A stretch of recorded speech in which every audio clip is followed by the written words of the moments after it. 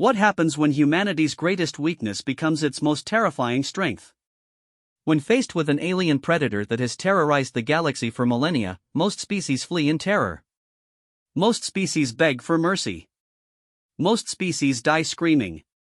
But humans? Humans smile back. In the cold depths of space, where ancient horrors hunt among the stars, one human's unexpected reaction to a death threat will change everything the galaxy thought it knew about Earth's children. Sometimes the most dangerous response to a predator isn't fear, it's curiosity. Prepare yourself for a tale where human unpredictability meets cosmic horror, where a simple smile becomes an act of defiance that echoes across the stars, and where the hunter discovers that sometimes the prey bites back first. The research vessel Meridian's Edge drifted silently through the Keth Nebula, its hull barely visible against the swirling crimson gases that painted space in shades of blood and shadow. Dr. Sarah Chen pressed her palm against the cool viewport, watching the ethereal dance of stellar matter that had drawn her team here from Earth's outer colonies. 3 months into their xenoarchaeological survey, they had discovered something that would change everything. "Contact on long-range sensors," announced Lieutenant Torres from the navigation station, his voice cutting through the gentle hum of the ship's systems. "Single vessel, configuration unknown. It's big." Captain Morrison emerged from his quarters, still adjusting his uniform. The graying veteran had seen enough of the galaxy to know when something felt wrong, and, right now, every instinct he possessed was screaming warnings. "How big, Torres?" "Dreadnought class, sir." "Maybe bigger." "It's not matching any known profiles in our database." Dr. Chen turned from the viewport, her dark eyes reflecting concern. As the expedition's lead xenobiologist, she had studied dozens of alien species, but something about this encounter felt different.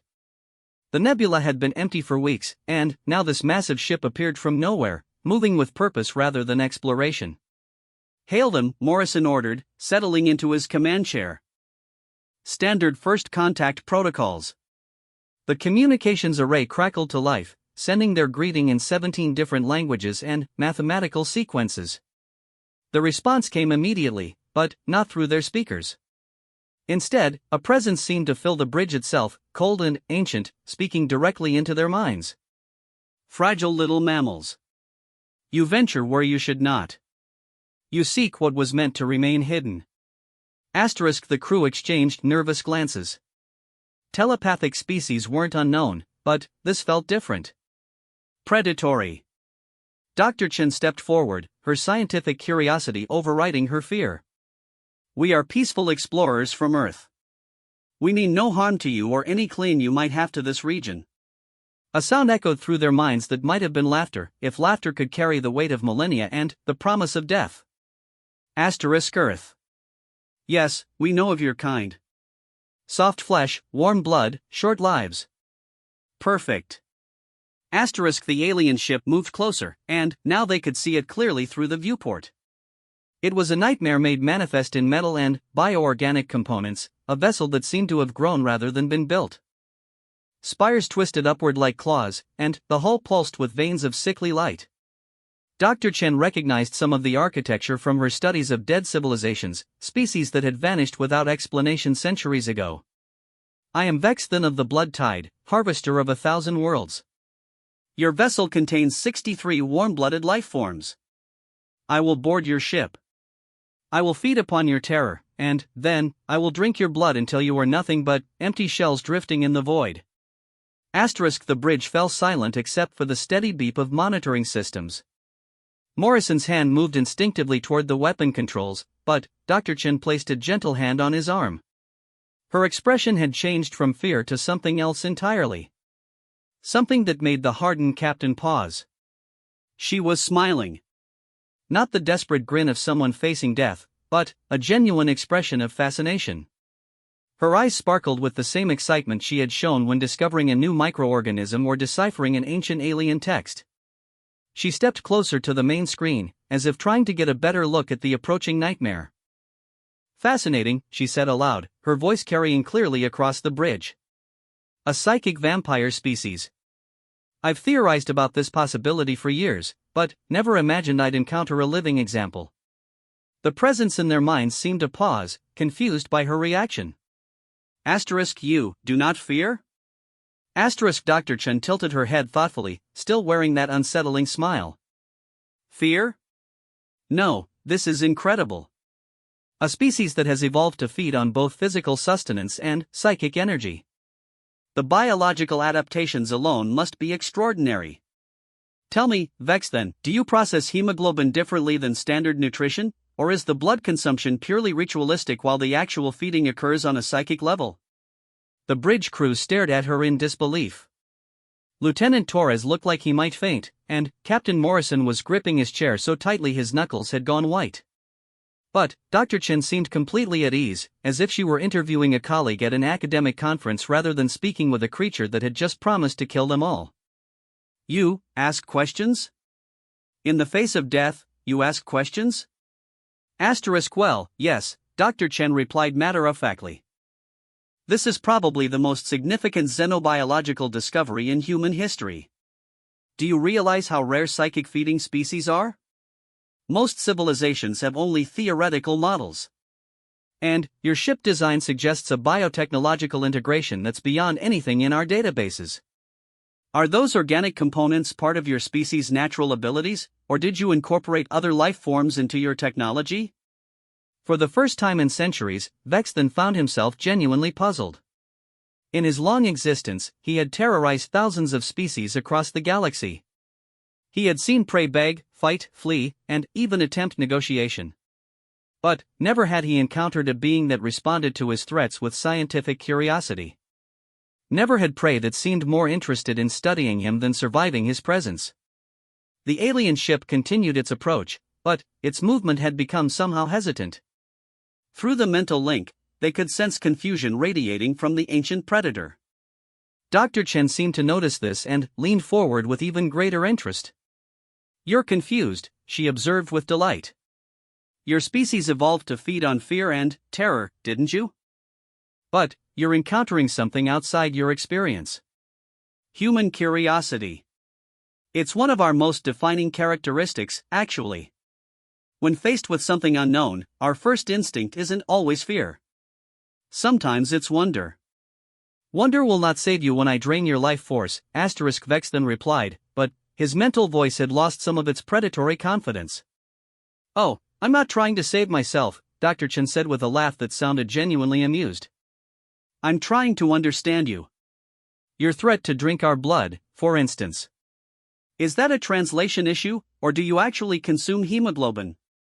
Because if it's true blood consumption, that suggests your digestive system has adapted to process iron-based oxygen carriers from multiple species, which would be remarkable given the biochemical variations across different evolutionary paths. Captain Morrison watched this surreal exchange with growing amazement. He had served with Dr. Chen for 2 years and knew she was brilliant, but this was beyond anything he had witnessed. She was treating a creature that could presumably kill them all as if it were a research opportunity. And, somehow, impossibly, it seemed to be working. The alien presence in their minds had grown quieter, less overwhelming. Through the viewport, they could see the massive ship had stopped its advance and was simply hovering nearby, as if its pilot was trying to process what was happening. Dr. Chen pulled out a small recording device and activated it. For the record, this is Dr. Sarah Chen aboard the research vessel Meridian's Edge, making first contact with a previously unknown psychic feeding species. The subject identifies as Vexthan of the Blood Tide and claims to be a harvester of multiple worlds. She paused and looked toward the main screen as if she could see their invisible visitor. Vexthan, would you be willing to participate in an interview for xenobiological research purposes? I have so many questions about your species' evolution, your feeding mechanisms, and your technological integration. This could be invaluable for both our species' understanding of the galaxy. The silence stretched for long moments. When Vexthan finally responded, his mental voice carried a tone they had never heard before. Uncertainty. In 3,000 years of hunting, no prey has ever asked me for an interview. Dr. Chen's smile widened. Well, then, this is a first contact in more ways than one, isn't it? Tell me, do you experience curiosity about other species, or is your interaction with them purely predatory? Because from an evolutionary standpoint, a species that has survived for 3,000 years must have some form of adaptability beyond simple hunting. Lieutenant Torres leaned over to Captain Morrison and whispered, "Sir, is she seriously trying to turn a death threat into a research project?" Morrison nodded slowly, his expression mixing admiration with disbelief. "I think that's exactly what she's doing. And I think it's working." Through the mental link, they could feel something changing in Vexthen's presence. The overwhelming aura of predatory hunger was still there, but it was being joined by something else. Something that might have been intrigue. "You are unlike any species I have encountered," Vexthen admitted. Your reaction is unexpected. Humans are good at unexpected, Dr. Chen replied cheerfully. "It's actually one of our survival mechanisms. When faced with something that wants to eat us, we try to understand it first. Sometimes that understanding leads to conflict, but sometimes it leads to fascinating discoveries. Which would you prefer this encounter to be?" The question hung in the space between their ships like a challenge and an invitation rolled into one. Dr. Chen stood on the bridge of her small research vessel, smiling at an ancient cosmic predator with the same expression she might wear while examining an interesting bacterial culture. Her crew watched in stunned silence as she treated their potential doom as the opportunity of a lifetime. And, in the cold depths of space, surrounded by the crimson mists of the Keth Nebula, an ancient hunter found himself faced with something he had never encountered before. Not fear, not defiance, but genuine human curiosity. The kind of curiosity that had driven humanity to the stars, that had made them explore unknown regions of space, and that now made one small human woman smile in the face of death and ask for an interview. For the first time in millennia, Vexthen of the Blood Tide didn't know what to do with his prey. The standoff continued for nearly an hour, with Dr. Chen maintaining her position at the viewport while the crew nervously monitored their systems. The alien ship remained motionless, its biomechanical surface occasionally pulsing with that sickly light. Captain Morrison had quietly ordered all non-essential personnel to emergency stations, but Dr. Chen seemed completely oblivious to the tension around her. "Your ship's design is remarkable," she continued, pressing her nose almost against the transparent aluminum. "Those organic components integrated into the hull structure suggest either a symbiotic relationship with another species or an evolutionary development that allowed your people to grow their technology rather than build it. Which is it?" The mental presence that was Vexthen had been silent for several minutes, and, when he finally responded, his psychic voice carried a note of something that might have been embarrassment. "You observe much for prey." "I'm not prey," Dr. Chen corrected gently, turning to face the bridge with that persistent smile still lighting up her features. "I'm a scientist. There's a difference. Prey runs or hides or begs. Scientists ask questions and take notes." She held up her recording device as if to demonstrate. Lieutenant Torres looked at Captain Morrison with an expression of pure bewilderment. "Sir, should I be recording this for official logs, or should I pretend it's not happening?" "Record everything," Morrison replied quietly. "If we survive this, it'll be the most important first contact document in human history. If we don't survive, maybe whoever finds the wreckage will learn something useful." Dr. Chen had returned her attention to the viewport and the massive alien vessel beyond. "Vexthen, I'm curious about your hunting patterns. You mentioned being a harvester of worlds. Do you target specific species, or is it more opportunistic? Because your psychological approach suggests you've studied your prey extensively." "I study what I hunt, yes. Fear is more potent when properly cultivated. Terror tastes sweeter when the prey understands its fate." Fascinating.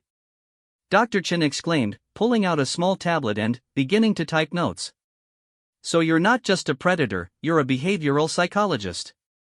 That level of sophistication suggests advanced cognitive development. How long does your species typically live?" The question seemed to catch Vexthen off guard. "I have existed for over 3 millennia.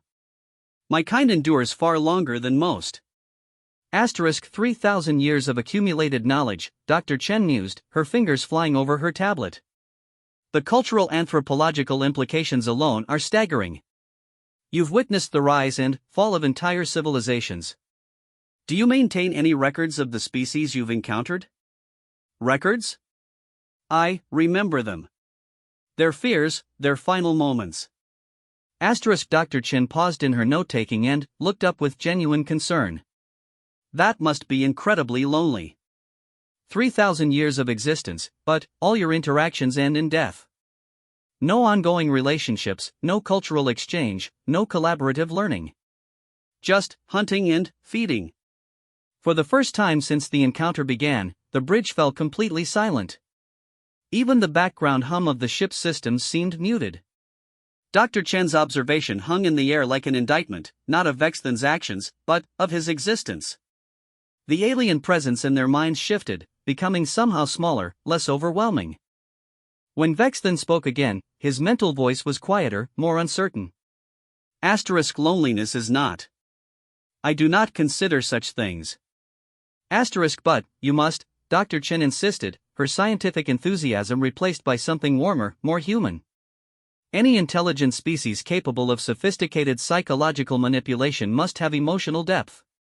The fact that you've maintained sanity across 3 millennia suggests either remarkable mental resilience or effective coping mechanisms. Which is it? Captain Morrison watched this exchange with growing amazement. Dr. Chen had somehow transformed a threat into a therapy session.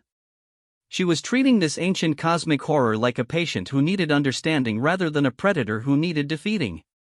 I do not require understanding from prey, Vexthan replied, but his words lacked conviction. Everyone requires understanding, Dr. Chen said softly.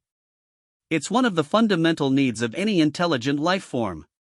The desire to be known, to be comprehended by another consciousness. You've spent 3,000 years being feared, but has anyone ever tried to understand you? The question seemed to resonate through the psychic link with unexpected power.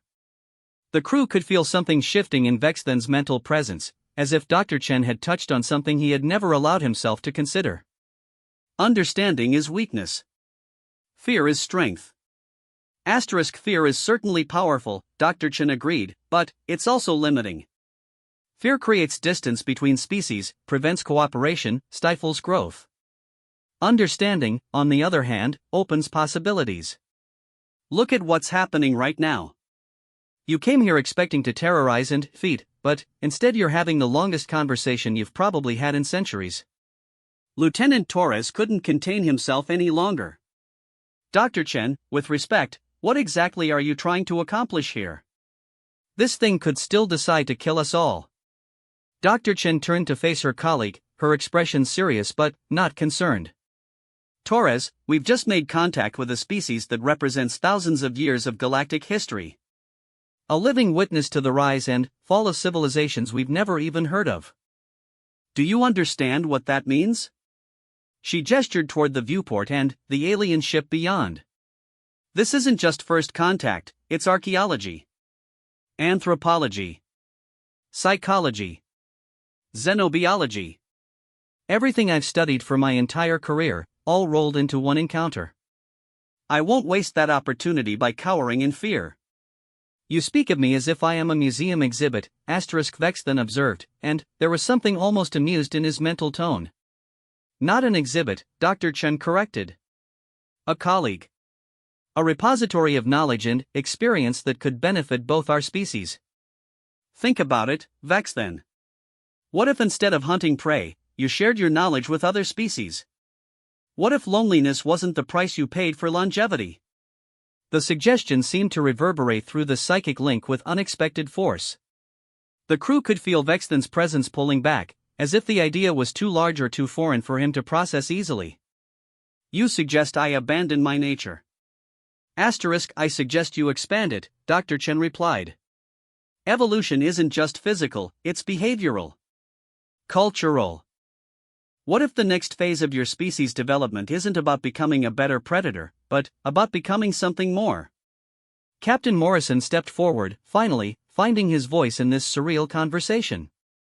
Dr. Chen, are you seriously suggesting we try to rehabilitate a 3,000-year-old space vampire? I'm suggesting we try to understand one, she replied firmly. And, maybe, if we're very lucky, help him understand himself. The alien ship moved for the first time in over an hour, but, instead of approaching threateningly, it seemed to drift closer with something resembling curiosity. The biomechanical hull pulsed with different patterns of light, and, through the psychic link, they could sense Vexthan's presence becoming more focused, more attentive. You offer understanding. But, what do you seek in return? Dr. Chen considered the question carefully. Knowledge. Perspective. The chance to learn about species and civilizations that existed before humanity even left Earth. You're a living library, Vexthan. A repository of galactic history that most archaeologists would sacrifice their careers to access. And, if I refuse? If I choose to feed as I always have? The question carried weight, and Dr. Chen's expression grew thoughtful. Then, you refuse. I can't force you to change, and I wouldn't try. But, I can offer you something you've never had before. A choice. A choice? Between predator and teacher. Between isolation and connection. Between feeding on fear and feeding curiosity instead. Dr. Chen's smile returned, but it was different now. Warmer. More hopeful. I'm offering you the chance to be known for something other than terror. The bridge fell silent again, but this time the silence felt different. Expectant rather than fearful. Through the psychic link, they could sense Vexthan processing this possibility, examining it from angles he had never considered before. 3,000 years, he said finally. 3,000 years of the same existence, the same patterns. The same loneliness. It doesn't have to be 3,000 more, Dr. Chen said gently. The alien ship's biomechanical hull began to shift and change, structures rearranging themselves in patterns that seemed less threatening and more curious. Docking ports became visible along the vessel's side, and the crew of the Meridian's Edge realized they were witnessing something unprecedented. Dr. Chen of Earth, Vexthan's mental voice carried a tone they had never heard before. Something that might have been hope. Would you be willing to come aboard my vessel? To see what 3,000 years of galactic knowledge looks like? Captain Morrison immediately stepped forward. Absolutely not. Dr. Chen, I cannot allow you to board an alien vessel with a creature that threatened to kill us all. But, Dr. Chen was already moving toward the docking bay, her excitement palpable. Captain, this is the opportunity of a lifetime. Multiple lifetimes. I have to take it. I give you my word that no harm will come to her, Vexthan added, and there was something in his mental tone that suggested the concept of giving his word was as foreign to him as his offer was to the humans. The word of a self-proclaimed harvester of worlds?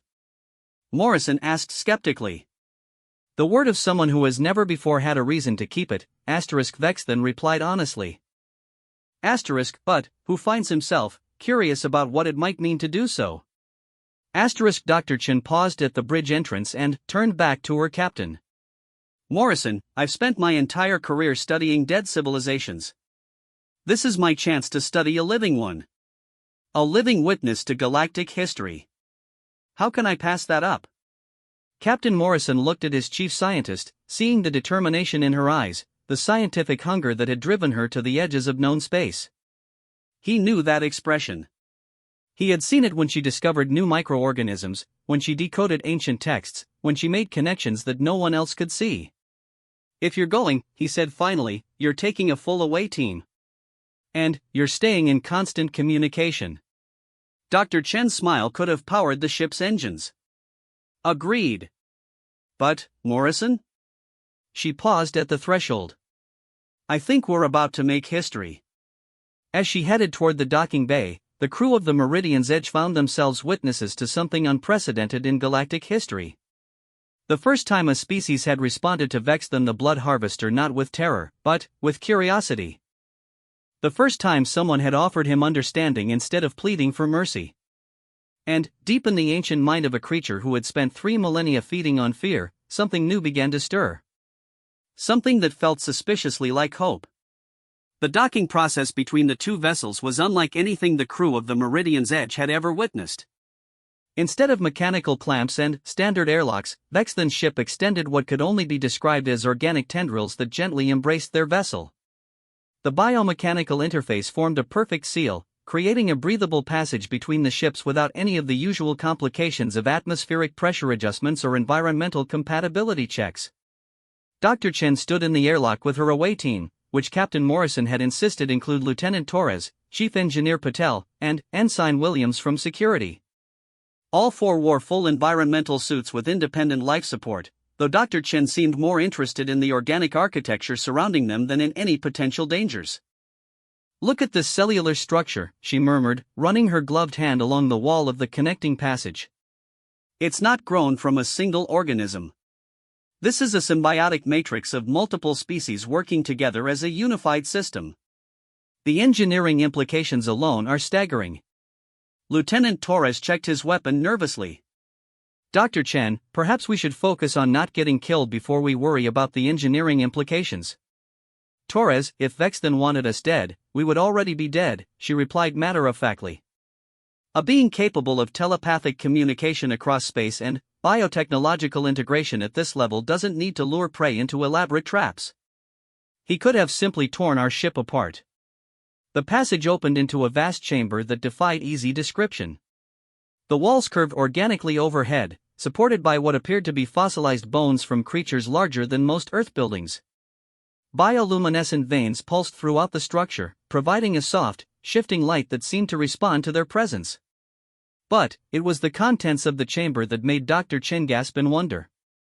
Every surface was covered with artifacts, specimens, and what could only be described as trophies from dozens of different civilizations. Crystalline formations that hummed with stored energy sat next to metallic sculptures that seemed to shift and flow like liquid. Preserved biological samples floated in transparent containers, each one representing a species the humans had never encountered. "Welcome aboard the Eternal Hunger," Vexton's voice echoed through their minds, but, now that they were on his ship, they could sense the vast loneliness that permeated every thought. "You are the first living beings to see my collection in over 800 years. Dr. Chen moved deeper into the chamber, her recorder working overtime as she documented everything she saw.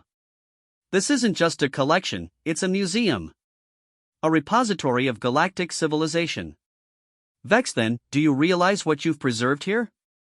A shadow detached itself from the far wall, and they got their first clear look at their host. Vexton was tall and impossibly thin, with limbs that seemed too long for any practical purpose. His skin appeared to be a deep purple-black that occasionally showed hints of scales or chitinous plates. Most striking were his eyes, which held the weight of millennia and glowed with a soft inner light that matched the bioluminescence of his ship. "Preserved?" His mental voice carried confusion. "These are memories of the hunt. Reminders of conquest." "No," Dr. Chen said firmly, approaching a display case that contained what appeared to be a musical instrument carved from some kind of crystalline material. "These are cultural artifacts. Archaeological treasures. Each one represents the artistic and technological achievements of an entire species." She pointed to the instrument. "This crystalline formation shows evidence of harmonic resonance chambers. Whoever made this didn't just create music, they created music that could manipulate molecular structures. That's not primitive prey, Vexton. That's advanced science expressed through art." Vexton moved closer, his footsteps making no sound on the organic floor. The Zephyrians. They sang their buildings into existence. I found their harmonies beautiful. So I preserved this when their world fell silent. You preserved it because you recognized its beauty, Dr. Chen said softly. That's not the action of a simple predator. That's the action of someone who appreciates culture, who understands the value of artistic achievement. Lieutenant Torres had been examining a series of metallic sculptures that seemed to flow like liquid mercury while maintaining solid form. "Dr. Chen, these pieces, they're still active. Whatever technology created them is still running after who knows how many years." "The Metali were masters of programmable matter," Vexton explained, and, for the first time, his mental voice carried pride rather than menace. They could think new shapes into existence. Those sculptures respond to the thoughts and emotions of nearby observers." Ensign Williams approached one of the sculptures cautiously, and, as she drew near, the metallic surface began to shift and flow, forming abstract patterns that seemed to reflect her wonder and nervousness. "It's reading my emotions?" The Metali believed that art should be a conversation between creator and observer. Each sculpture is unique for every being that approaches it. Dr. Chen spun around to face Vex then, her eyes wide with realization.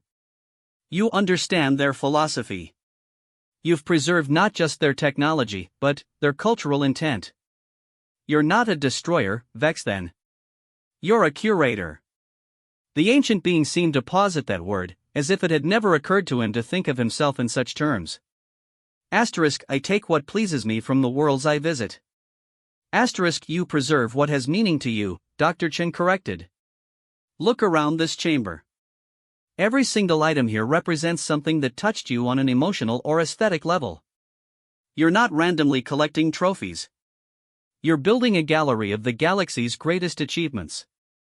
Chief Engineer Patel had been examining the ship's biomechanical systems with professional interest.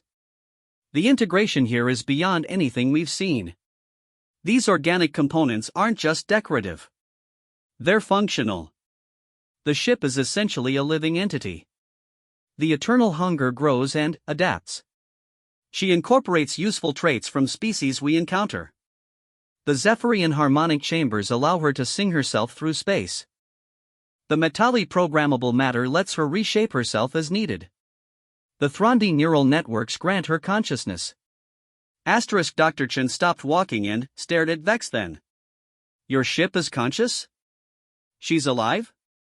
As alive as I am. We have been companions for 2 millennia. She is the only constant in my existence. But that means you're not truly alone, Dr. Chen said with growing excitement. You have a relationship. A partnership. Vex then, you're capable of forming connections with other consciousness. The ancient being seemed uncomfortable with this observation. The hunger is an extension of myself. Not separate. Dr. Chen shook her head vigorously. No, that's not true. You said she's conscious, which means she has her own thoughts, her own reactions. When you make decisions, does she ever disagree with you? There was a long pause before Vex then responded. Sometimes she hesitates when I select new worlds to visit. She seems to prefer exploring uninhabited systems. Because she has her own preferences and opinions, Dr. Chen said triumphantly. You've been in a relationship for 2,000 years without realizing it. She's been trying to guide you toward exploration instead of predation. The implications of this revelation seemed to overwhelm Vex then. He moved to a section of the wall and placed his hand against it. The bioluminescent patterns immediately shifted, forming complex geometric shapes that pulsed with what could only be described as communication. She says you are correct. That she has been lonely too, but could not express it in ways I would understand. Dr. Chen approached the wall and placed her own hand against the organic surface. The patterns shifted again, becoming warmer, more welcoming. Hello, Eternal Hunger. I'm Dr. Sarah Chen. Thank you for letting us aboard. The ship's response was immediate and overwhelming. Images flooded their minds through the bioneural interface. Thousands of star systems, hundreds of worlds, countless species going about their lives in the vastness of space. But, instead of scenes of destruction and feeding, they saw beauty. Architectural wonders. Natural phenomena that defied description. Acts of kindness and cooperation between species. She has been showing me the galaxy through different eyes, Vex then admitted, his mental voice filled with wonder. She sees beauty where I saw only sustenance. Wonder where I saw only weakness. Lieutenant Torres lowered his weapon, finally, beginning to understand what Dr. Chen had recognized from the beginning. You're not just a predator, are you? You're an explorer who forgot how to explore. I am what my species made me. What survival demanded I become. But you don't have to remain that, Dr. Chen said gently. Evolution doesn't stop, Vex then. Physical, cultural, personal. You can choose to become something new. Ensign Williams had been studying a collection of what appeared to be children's toys from various species, each one carefully preserved and displayed. These aren't the possessions of prey, she observed. These are memories of childhood, of innocence. Why would a predator preserve these? Vex then moved to the display, his long fingers gently touching the transparent container holding a small, glowing sphere that responded to movement with musical chimes. Asterisk sometimes, when I visited worlds, I would find these objects that spoke of hope, of joy, of futures that would never come to pass. I told myself I preserved them as reminders of the futility of such emotions. Asterisk, but, really you preserved them because they touched something in you, Dr. Chen said softly. Because even after 3,000 years of predation, you still recognized the beauty in innocence and hope. Yes, asterisk Vex then admitted, and the single word carried the weight of millennia of suppressed emotions. Asterisk yes, I believe you are correct. Asterisk Dr. Chen looked around the vast chamber with its countless artifacts and specimens, seeing it now not as a predator's trophy room but as the desperate attempt of a lonely being to hold on to beauty in a universe that had taught him only hunger. She saw the careful preservation, the obvious care taken with each item, the way they were arranged not for intimidation but for contemplation. Vex then, she said finally, you're not a monster who collects trophies. You're a sentient being who has spent 3,000 years building a museum to the civilizations you've encountered. The question is, what do you want to do with all this preserved knowledge and beauty? The ancient being stood among his collection, surrounded by the artifacts of dozens of extinct civilizations, and, for the first time in millennia, he began to consider possibilities beyond mere survival and sustenance. Through his bond with the eternal hunger, he could feel her encouragement, her hope that perhaps their long journey through the darkness might finally lead toward something resembling light. I do not know, asterisk he admitted. Asterisk, but perhaps it is time to learn. Asterisk over the next several hours, Dr. Chan and her team explored more of the eternal hunger, discovering chambers that revealed the true scope of Vexthen's millennia-long journey through the galaxy. What they found challenged every assumption they had made about the nature of predation, preservation, and the fundamental loneliness of existence. In one chamber, they discovered detailed star charts mapping the locations of hundreds of civilizations, many of which no longer existed. But these weren't hunting maps. They were carefully annotated with notes about cultural achievements, technological innovations, and artistic developments. Vexthen had been documenting the rise and fall of galactic civilization for 3,000 years. Look at these observations, Dr. Chen said, studying a holographic display that showed the development of a species called the Luminar over several centuries. He tracked their progress from primitive tool use to advanced space travel. This is anthropological research, not predator reconnaissance. I told myself I was studying my prey to better understand their weaknesses, asterisk Vexthen admitted, but his mental voice now carried the weight of self-awareness. Asterisk but, the truth is, I was fascinated by their growth, their potential. I wanted to understand how they thought, what drove them to create and explore. Asterisk Lieutenant Torres pointed to another display showing the artistic evolution of a crystalline species. You documented their cultural development across generations. This is the work of a scholar, not a hunter. The most remarkable discovery came in a chamber that Vexthen had initially been reluctant to show them. Here, preserved in perfect stasis, were representatives of dozens of species. But these weren't corpses or hunting trophies. They were volunteers. Some beings, when faced with the extinction of their species, chose to join me rather than die, asterisk Vexthen explained, his mental voice carrying shame and regret. Asterisk I told them they would serve as living memories of their people. I convinced myself this was mercy. Asterisk Dr. Chen approached one of the stasis chambers, studying the peaceful expression on the face of a being that resembled a humanoid plant. They're not dead. They're sleeping. The eternal hunger sustains them. They dream, and, through our neural link, I experience their memories, their knowledge, their perspectives. They are why I know so much about the species I have encountered. Asterisk Ensign Williams looked troubled. But, they're prisoners. Trapped in eternal sleep. Yes, asterisk Vexthen agreed. Asterisk another of my crimes disguised as preservation. Asterisk Dr. Chen studied the chamber with growing excitement rather than revulsion. No, not prisoners. Refugees. You saved them from extinction. But, Vexthen, have you ever considered waking them up? The suggestion seemed to shock the ancient being. Asterisk wake them? But, their species are gone. Their worlds are destroyed or abandoned. They would be alone. They would be alive, Dr. Chen replied firmly. And they wouldn't be alone. They'd have each other. And they'd have you and the eternal hunger. Think about it, Vex then. Instead of being a solitary predator, you could be the captain of the galaxy's most diverse crew. Chief Engineer Patel had been examining the stasis technology with professional interest. The bioengineering here is extraordinary. These systems don't just preserve life, they enhance it. These beings are probably healthier now than when they entered stasis. The hunger improves what she protects, Vex then confirmed. She has been caring for them as carefully as she cares for the artifacts. Dr. Chen turned to face Vex then directly. What would happen if we woke one of them? Just to see if it's possible? You would do this? Release a being who chose eternal sleep rather than face a universe without their kind? I would give them a choice, Dr. Chen corrected. The same choice I'm offering you. The chance to be part of something new instead of remaining trapped in something old. Vex then was quiet for a long time, communicating silently with his ship through their neural bond. When he finally responded, his mental voice carried a mixture of fear and hope. The healer Tamvara of the Zendi. She was the last of her people, a botanist and medical researcher.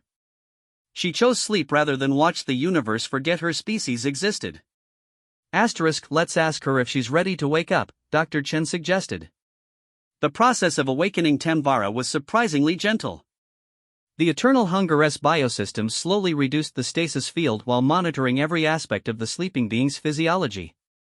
When her eyes finally opened after centuries of sleep, they were filled with confusion that quickly gave way to awareness.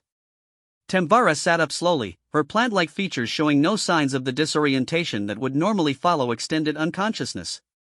When she spoke, her voice was melodious, like wind through leaves. I remember choosing to sleep. I remember the silence when the last of my people passed into the great void. How long has it been? 734 years, Vex then replied through the neural link that connected all conscious beings aboard his ship. Instead of despair, Tamvara's expression showed curiosity. 700 years of dreams. I remember them all. The visions of other worlds, other species. Are they real memories? Dr. Chen stepped forward, removing her helmet to show her face. They're real. You've been sharing in Vexthen's experiences through your neural connection. You've seen the galaxy through his eyes. Tamvara looked at Dr. Chen with obvious fascination. A new species. Mammalian, bipedal, curious rather than fearful. Human? Dr. Sarah Chen, xenobiologist, she replied with a smile. And, yes, human. We're new to this part of the galaxy. Your species' emotional spectrum is remarkable, Tamvara observed, her botanical features shifting to express wonder. Through the shared link, I can sense your fascination rather than terror at our situation. This is not typical prey behavior. Vex then moved closer to the awakened being. Dr. Chen has suggested that perhaps I have been more curator than predator. That what I have called hunting might better be described as preservation. Tamvara considered this, her large eyes studying both Vexthen and the humans. In my dreams, I sensed your struggle, Ancient One. The conflict between your nature and your deeper desires. The eternal hunger has shown you beauty, but you have not known how to appreciate it without possessing it. Dr. Chen felt a surge of excitement as she realized the implications. You've been providing him with different perspectives through the neural link. All of you sleeping here. You've been teaching him without him realizing it. It was the only gift we could offer, Tamvara replied. Our knowledge, our cultural understanding, our different ways of seeing the universe. We hoped that perhaps, in time, it might help him find a different path.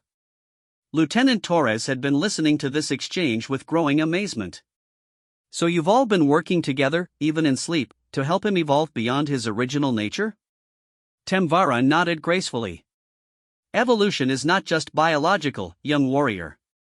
It is cultural, spiritual, emotional. We planted seeds of change in the hopes that someday they might grow. And, now? Vex then asked, his mental voice vulnerable in a way they had never heard before. What becomes of us all now? Dr. Chen looked around the chamber at the dozens of stasis pods containing the last representatives of extinct civilizations. Now we give them all the same choice we gave Tambara. The choice to wake up and be part of something new. A crew rather than a collection, Tambara added, her botanical features brightening with what could only be described as hope. Explorers rather than exhibits. Ensign Williams seemed overwhelmed by the implications. You're talking about creating a completely multicultural, multi-species society aboard this ship. A living embassy of galactic civilization. But, what purpose would such a crew serve?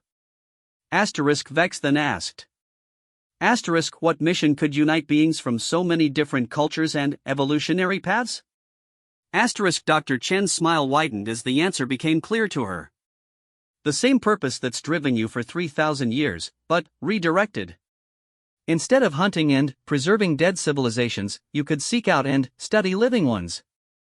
Instead of being the galaxy's most feared predator, you could become its greatest teacher. Chief Engineer Patel nodded enthusiastically. A ship full of cultural experts and scientists, traveling the galaxy to document and share knowledge between species. It would be like a mobile university. Tambara extended her hand toward Vexthan, a gesture that seemed to surprise the ancient being. For 7 centuries, I have shared your isolation through our neural bond. I have felt your loneliness, your hunger for connection that you mistook for hunger for sustenance. Would you allow me to help you transform that hunger into something that nourishes rather than consumes? Vexthan looked at the offered hand, then, at the humans who had somehow turned his greatest threat into his greatest opportunity, then, at the chamber full of sleeping beings who had chosen to trust him with their lives and their cultures. Slowly, carefully, he reached out and took Tambara's hand. I do not know how to be anything other than what I am. None of us do, Dr. Chen replied. That's what makes it an adventure. The eternal hunger pulsed around them, her bioluminescent patterns shifting to something that felt like joy. Through the neural link, they could all sense her approval of this new direction, her eagerness to explore the galaxy in search of knowledge rather than sustenance. Then, let us begin, Vexthan said, and, for the first time in 3 millennia, his mental voice carried hope rather than hunger. Let us wake our sleeping crew and discover what we might become together. As the awakening process began for dozens of preserved beings, Dr. Chen realized that she had witnessed something unprecedented in galactic history. Not just first contact with a hostile species, but the transformation of an ancient predator into something entirely new. Something that might just change the nature of interstellar civilization itself. The harvest was ending. The real exploration was about to begin. 6 months after the encounter in the Keth Nebula, the transformed vessel that had once been known only as the Eternal Hunger approached the Terran diplomatic station at Kepler Junction. The ship's appearance had changed dramatically as dozens of awakened species contributed their architectural and engineering knowledge to its continuing evolution. The predatory spires had been reshaped into graceful towers that served as observation decks and communication arrays. The once threatening biomechanical hull now pulsed with welcoming patterns of light that could be read by any species with optical sensors. Dr. Sarah Chen stood in what had formerly been Vexthan's trophy chamber but now served as the ship's cultural exchange center. Representatives from 12 different awakened species worked alongside human crew members from the Meridian's edge, cataloging artifacts and preparing presentations for the diplomatic summit that awaited them. The Galactic Council is going to have trouble believing this, Captain Morrison said, reviewing the reports that would soon be transmitted to Earth and a dozen other member worlds. A species-consuming predator transforms into a mobile cultural preservation society in less than a year. Tambara, who had become the ship's chief cultural liaison, gently tended to a garden of hybrid plants that represented botanical knowledge from 7 different worlds. Transformation is the natural state of all living systems, Captain Morrison. What is remarkable is not that change occurred, but that it was embraced so completely. Vexthan entered the chamber, but his appearance had also undergone significant changes. The bioneural network that connected all conscious beings aboard the ship had begun to influence his physical form, making him less predatory and more approachable. His 2 long limbs had become more proportional, and his glowing eyes now radiated curiosity rather than hunger. The council representatives are requesting permission to come aboard, he announced through the neural link. They wish to interview the awakened species and examine our cultural preservation methods. Dr. Chen felt a surge of pride as she looked around the chamber. What had once been a museum of dead civilizations had become a thriving center of living culture. The Zephyrian harmonic specialist worked with human musicians to create hybrid compositions. The Metali programmable matter expert collaborated with Terran engineers to develop new construction techniques.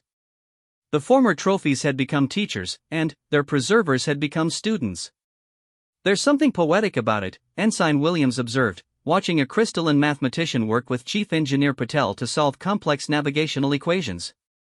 Fear drove evolution to create a perfect predator, but curiosity transformed that predator into a perfect educator.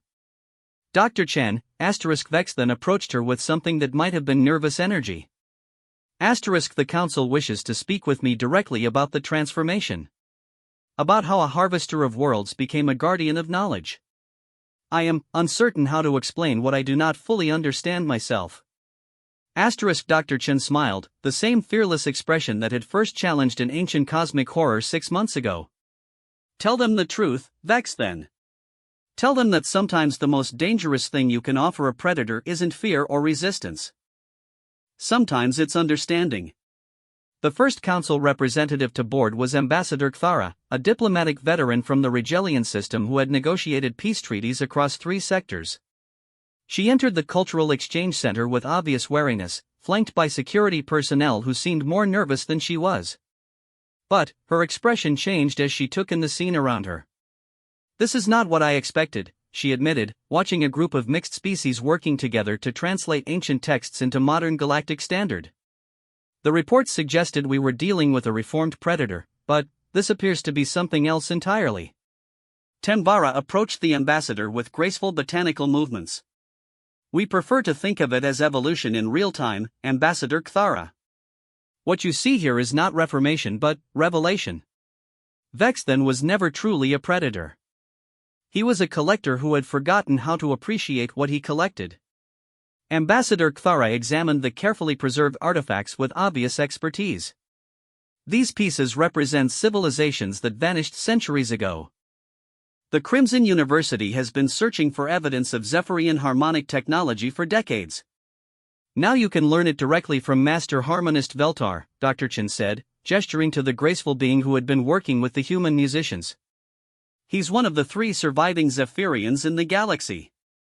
The implications hit the ambassador immediately. 3 surviving Zephyrians? But our records show the species went extinct over 800 years ago. They chose preservation over extinction, Vex then explained, joining the conversation. As did representatives from 43 other species. What I called hunting, they experienced as rescue. Ambassador Kthara studied Vex then with new interest. You're saying these beings voluntarily entered stasis aboard your vessel? When faced with the death of their entire civilization, some chose to preserve their knowledge and culture through joining us, Tembara confirmed. They became living libraries, keeping their people's achievements alive through the neural network. A new voice joined the conversation as Master Craftsman Zelok, one of the awakened Metali, approached the group. His programmable matter clothing shifted to display complex mathematical equations as he spoke. The arrangement provided mutual benefit. We preserved our knowledge and gained new perspectives through the link. Vex then gained understanding of the civilizations he encountered. Dr. Chen watched Ambassador Kthara process this information, seeing the moment when the diplomat realized the full implications. You're not just talking about cultural preservation. You're describing the creation of a new form of interspecies society. A crew rather than a collection, Vex then agreed. Explorers rather than exhibits. We seek now to share what we have preserved rather than simply possess it. Captain Morrison stepped forward with a datapad containing their mission proposals. They're requesting permission to establish cultural exchange programs with Galactic Council member worlds. Think of them as a traveling university that brings together knowledge from civilizations spanning 3 millennia. Ambassador Kthara reviewed the proposals with growing excitement. Educational exchanges with extinct civilizations. Technical knowledge sharing across species barriers. Cultural preservation protocols for endangered societies. She looked up at Vex then. Do you understand what you're offering here? The opportunity to transform loneliness into connection, Vex then replied. To turn hunger into purpose. To make the knowledge of the dead serve the needs of the living. The ambassador's security escort had gradually relaxed as they observed the peaceful, scholarly atmosphere aboard the ship. One of them, a young Eltarian officer, approached Master Harmonist Veltar with obvious fascination. Sir, my grandmother used to tell stories about the singing cities of Zephyr Prime. Were they real? Veltar's crystalline features brightened with joy. Oh yes, young one. And, if your people are willing, I could teach your architects how to grow buildings with harmonic resonance. The songs of construction need not be lost forever. Dr. Chen felt that familiar surge of scientific excitement as she watched knowledge flow between species that had never had the chance to meet before. This was what she had envisioned in that first moment when she chose curiosity over fear. Not just first contact, but first collaboration on a scale that could reshape galactic civilization. Ambassador Kthara activated her communication device and spoke rapidly in diplomatic code to her superiors. When she finished, her expression showed amazement rather than the wariness she had carried aboard. The Council has approved preliminary authorization for your cultural exchange mission, she announced. You'll be granted diplomatic immunity and access to member worlds for educational purposes. And what of my past? Vex then asked quietly. What of the worlds that fell silent before I learned to hear their songs? Ambassador Kthara considered this carefully. The Council recognizes that you have preserved the last remnants of civilizations that would otherwise be completely forgotten. In a sense, you've already begun making reparations for past actions by ensuring their knowledge and culture survive. Tamvara placed a supportive hand on Vexthan's arm. The dead cannot be brought back, ancient friend. But, the knowledge they entrusted to you can serve the living. That is perhaps the best memorial they could have. Dr. Chen looked around the Cultural Exchange Center one final time before the diplomatic party prepared to depart. The chamber buzzed with activity as dozens of species worked together to preserve, study, and share the accumulated knowledge of millennia. Where once there had been only hunger and isolation, now there was purpose and connection. You know what the most remarkable thing about all this is? She said to Vexthan as they watched a group of young council representatives learning crystalline mathematics from master craftsman Zelok. What is that, Dr. Chen? 6 months ago, you threatened to drink my blood. Now you're about to become the galaxy's most important educator. She smiled that same fearless smile that had started everything. I'd say that's a pretty good example of the power of human curiosity. Vexthan's mental laughter was warm and genuine, carrying none of the predatory edge that had once characterized his communications. And, I would say it demonstrates something even more remarkable about your species. You have the courage to see potential where others see only threat. To offer understanding where others offer only resistance.